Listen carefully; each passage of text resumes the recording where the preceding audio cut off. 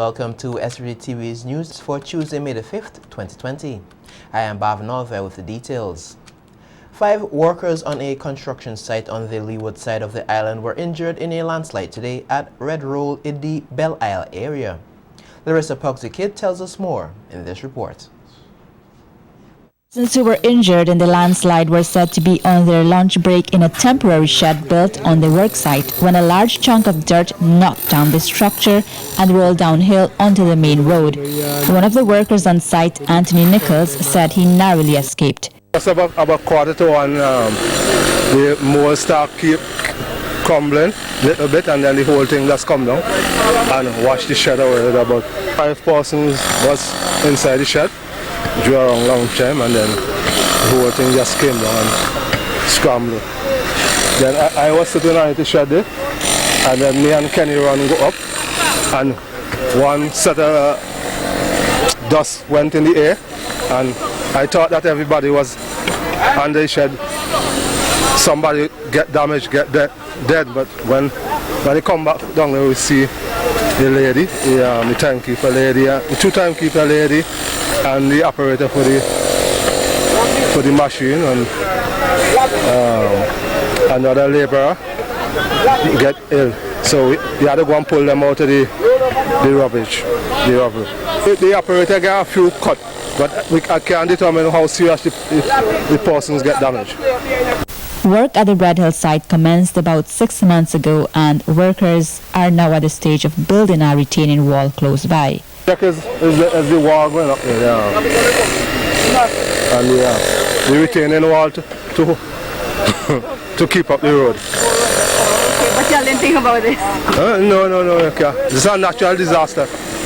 It's a natural disaster, it's not man-made. A resident of Belle Isle said that for decades the very site was used for land mining, and landslides occurred on a regular basis. However, they have not had one in recent time. It's like this particular area in all my lifetime been breaking at some point in time. So it's not anything untowardly unusual. It's just that nobody would have expected it at this time. It now is one of the areas that we've been getting material from for doing roads, for doing a lot of construction and stuff like that. So it's been well utilized over the past 5 or so decades that I know. But it could have been worse because usually there are a lot of folks at the shed. There are a lot of folks around here most of the time. Other vehicles and tractors up and down here. So it comes down as an opportune time, you would say. First responders, including police officers, firefighters, and representatives of the National Emergency Management Organization, NEMO, were quick to arrive on scene to assess the damage. Traffic was halted for a few hours as residents and workers with the construction company helped with clearing the road. Some residents who were visibly upset with the time taken to clear the road suggested that an alternative road be created to avoid the inconvenience. For SVGTV News, Larissa Pogzikid. With the closure of schools nationwide due to the COVID-19 pandemic, the Ministry of Education have put measures in place encouraging students and teachers to get engaged in e-learning, which from reports have not been going well. SVGTV News understands that some teachers and students have not been participating in the e-learning process, and the Ministry of Education has launched an investigation into the matter.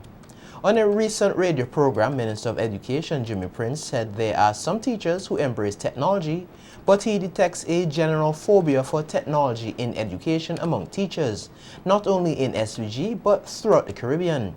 In an interview today with SVGTV News, President of the SVG Teachers Union, Oswald Robinson, said the e-learning process has been quite challenging for a number of teachers, students and parents, and he understands why it is a worrying issue for the ministry. There are still some teachers who have not yet taken advantage of the e-learning platform for many reasons. Some of them do not really have the tools. And sometimes it may be a little difficult to use just your cell phone, which may not have the storage capacity. Sometimes you may not have the internet reliability. Also, there are teachers who have their own children at home to supervise. And how do you balance that? How do you supervise a 4 or 5 year old, you know, or a toddler in that case. Doing your domestic chores and at the same time being meaningfully engaged in e-learning. That's a major challenge for many of our teachers. Some of them are not really so competent in utilizing this new format for teaching. Robertson said there is an urgent need for support for teachers in the e-learning process and that education officials need to create a better developmental approach to assist not only teachers but also students, some of whom he said are without the devices needed to be engaged in e-learning. Engage these teachers. It is all good and well for somebody to say the teachers are not doing this or they are not doing that, but we have to hear from them ourselves and find out how we could assist them to get on board. Okay? A lot of people not really paying much attention to the economic effects that COVID-19 is having on students, parents, and teachers. The teachers are also parents. Okay? And you still have to use your meager salary to get things done. You know, I have heard many parents have said that the students who are at home now, they are eating much more. But the food basket for teachers are still at a very low scale. The SVG Teachers Union president further added that more media platforms should be used to engage students at home, noting that many homes do not have cable television and internet, and suggested the use of more traditional media such as SVG-TV to rebroadcast some of the educational programs with the help of the Agency for Public Information. Accessing the program, because that is really with cable, as against just internet, because there are people who have internet TV. You could use the API program, or you could have the media unit in the Ministry of Education sponsoring a program. Somebody out there, some cooperative sector out there could come to the assistance of the ministry and help to fund those programs so that they could be brought on SVG-TV. And in that way you'll be able to strike equity, because there may be some students who are viewing these things on Flow. Flow also has a program. And with the Ministry of Education yet to decide on the reopening of schools, Robertson said it will not be wise to do so anytime soon, whether full-time or on a shift system. We are having a cluster now in terms of COVID-19, and if we have reached to the stage of a cluster, we do not know what next. Because I firmly believe that we have not yet realized the apex of this COVID-19, and we need to tread very carefully. Most of our teachers now are traumatized. They are afraid to venture outside into mass gathering. Issues related to transportation, social distancing, you have to put that in place. Yes, as a union and as a professional organization, we are concerned about the education of our students. We are concerned about the socialization, because that is one aspect in which children learn, especially those from early childhood, where they have to play and interact and have fun. Children by nature like to hold on to each other. They like to hug, they like to share whatever they have. How are you going to supervise and manage this? While citing the Occupational Health and Safety Act, Robertson said the authorities need to ensure that all measures are in place before reopening schools. Because according to the Occupational Health and Safety or Occupational Safety and Health Bill, you could remove yourself from any environment that you have reasonable grounds if they are unhealthy and unsafe. So I would like to say to the relevant authorities, let us have dialogue, social dialogue, and let us work out the best solution. But at the same time, we are not prepared at this time to expose our teachers and our students to any risk. And we want that to be abundantly clear. We are going to stand by our word. We believe in social dialogue, but at the same time, we must be comfortable with what you are going to ask us to do. Robinson said he is looking forward to meeting with the Ministry of Education to state his position and hopes that a resolution is arrived at to the benefit of all stakeholders in the education sector. The government has decided to procure devices for all students after it was found that a lack of devices is causing a real challenge to the e-learning process. This was stated by the Minister of Finance, Camille Gonzalez, at a recently held press conference. So we've learned now that we can get some money from an educational NGO. We've learned that there's some money from the government of India. We've learned that there's some money that we can repurpose from the World Bank that will allow us to expand the tablet program to cover all students. So that will be a program that will now deal with 30,000 tablets, roughly, for all the students in St. Vincent and the Grenadines. Now, these are not iPads, they're not Samsung Galaxy Tabs. These are affordable laptops that have the basic minimum criteria that make it possible for students to get online and get the necessary instruction and submit homework or SBAs or what have you. Minister Gonzalez said the first batch of devices will be for grade 6 and Form 5 students who are preparing for examinations. He said devices are being sourced from different countries and will be purchased in tranches. Minister Gonzalez hinted at a shift system for the reopening of schools as the e-learning process is rolled out in full scale. I believe that within a month we will have gone a very long way to addressing the digital divide that may form if children are out of school for an extended period of time. Of course, the date of when school will resume is a rolling target, but we hope that these tablets will assist students even when school resumes at some level. And it's entirely possible that school might not resume as a full day activity straight away. So these tablets will be important to students. And the opposition leader, Dr. Godwin Friday, said there is a need for more testing to be done for COVID-19 in the country so that the spread of the virus can be properly controlled. He was speaking on the NDP's Monday Night Live Facebook program. More cases, and so in St. Vincent and the Grenadines we need to get to a stage where we have done or can do more testing. The more testing the better. This is what the advice is of the health professionals, and to have 137 tests up to this point is simply not adequate. It's not enough to inspire public. You know, whether testing doesn't create or not create an infection, you know, it's there whether you test or not. So the point is better to know. That's the whole point of the testing. It's not that the testing reveals or creates a situation, it reveals what exists. And so this is why it's important to do it. It's better to know than not know. You know, this is something that we have to know so that we could control it better, so that we can do all the tests, the tracing that's necessary, the isolation that's necessary, the quarantining that's necessary to protect our community and to protect those people, to help them to protect their loved ones as well.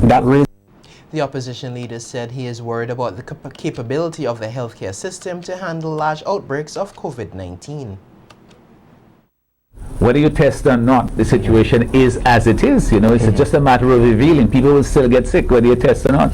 They will. Are you worried about our capabilities? I am very much so, because our healthcare system in ordinary circumstances is, you know, far from optimal. You know, we have some very serious shortcomings in our healthcare system. We know that if you had a large outbreak, I don't think we would be able to cope. So this is why it's necessary. Make sure that we don't that stage where we have to respond to a health crisis. We have enough trouble dealing now with the economic fallout of this matter, and if that is what we have to deal with, then let us focus our energies and our attention to dealing with that, because that is going to be with us for quite some time. The RSVG Police Force has cancelled this year's summer programs. These include the SVG Coast Guard Summer Program, the Police Force Summer Band Program, the Police Youth Clubs Summer Program, and the Anti-Trafficking in Persons Unit Summer Outreach Program. A news release from the RSVG Police Force said the decision to call off these programs was taken due to the risk posed by the coronavirus and the need to curtail its spread. The organization said the safety of each citizen is paramount and it is in the best interest of all to cancel the programs at this time.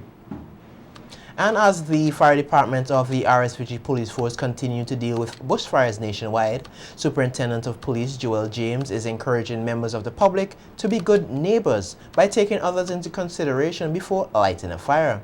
In a recent interview with SVG-TV News, Superintendent James said the fire department has been battling a record number of bushfires, which have not only scorched the landscape mainly on the leeward side of the island, but have put persons' lives, property and infrastructure at risk. Sometimes I would count up to 10.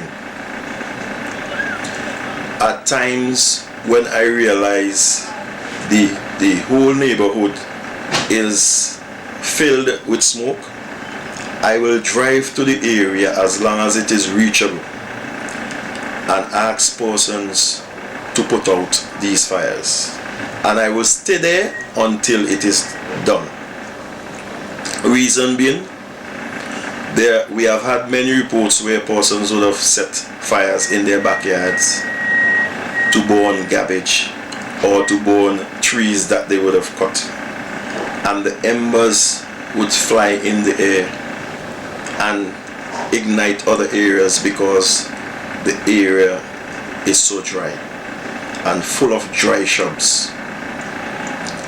So that is one of the reasons why I will stop and ask persons to extinguish these fires. The police superintendent said these fires can cause health problems and other inconveniences for persons, especially in residential areas. The other thing is, in some neighborhoods where you have persons who are asthmatic, we have had many calls where persons would say the neighbor lights a fire and their child or they themselves are asthmatic, and they would like the police, the fire department assistance in putting out such fires. And we would always respond, we would always help the persons who make these calls. Some persons are asthmatic and some persons would wash their clothing, hang them on their lines and leave them there to dry and go to work. And we have had many calls as well where persons would have said that the neighbor would have set some fire in the backyard and the dry embers would have entered their homes, on their beds, and mess up their clothing and all of that. So we are looking into all these issues. Superintendent James said due to destruction of the landscape by bushfires, many communities are now vulnerable to the impacts of heavy rains. And very soon our rainy season will start, so we will expect a number of erosions. I have never seen some of the hills that I have seen burnt in the Camden Park, Kittles, Lomans, Liu, Pembroke area. I have never seen them set alight before, and they have burnt right down to the rocks.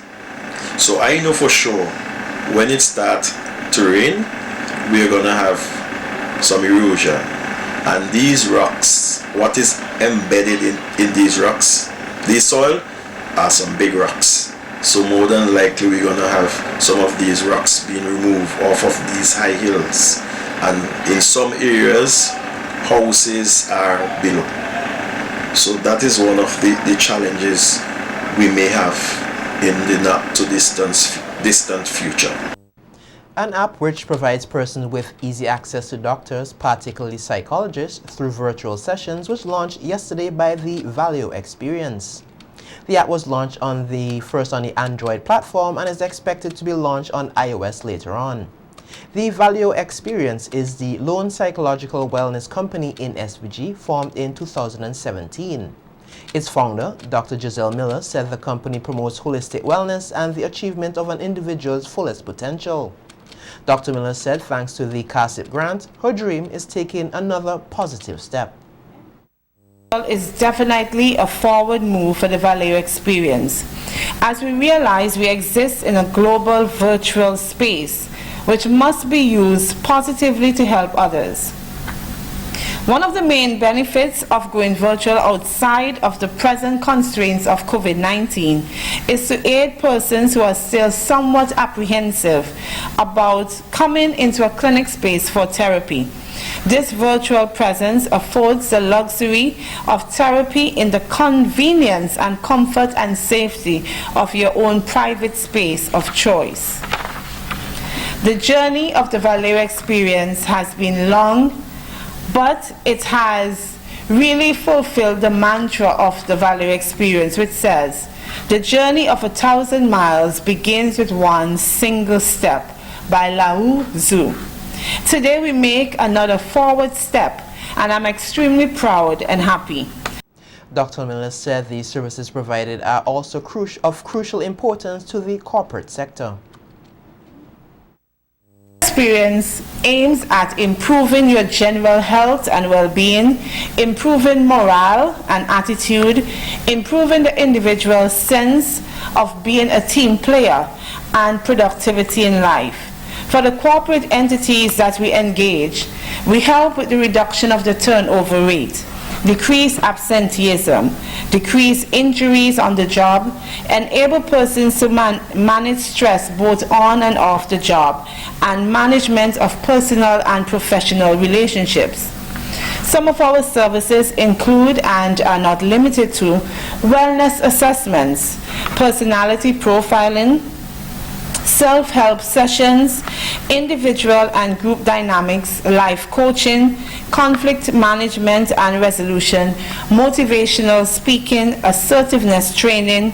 We have corporate packages and individual packages, all of which will be displayed on our website.